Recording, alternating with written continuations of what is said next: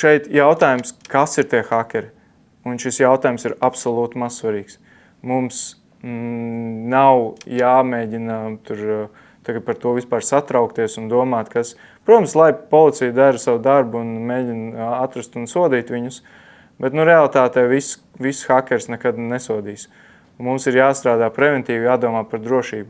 Bet jautājums, kur šie dati nonāks, tas gan ir svarīgs.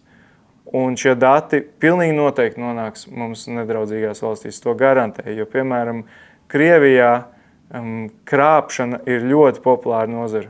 Un kamēr tu krāp tos rietumniekus, tikmēr mēs pieveram acis, tā kā, tu jau neesi pārkāpis mums iekšēji nekādas likumus. Tā kā, tur šādi tad ir tās paraugu prāvas, kur kāds paliek neizdevīgs sistēmai, un tad to tā kā, mēs sodīsim šo te hakeri, ja viņš, piemēram, tur nepilda varbūt kaut kādas valsts pasūtījumus. Bet pārsvarā visi hakeri viņus sākumā paņem ciet, un pēc tam viņus pasaka, gribi staigāt brīvām kājām, strādā mūsu labā.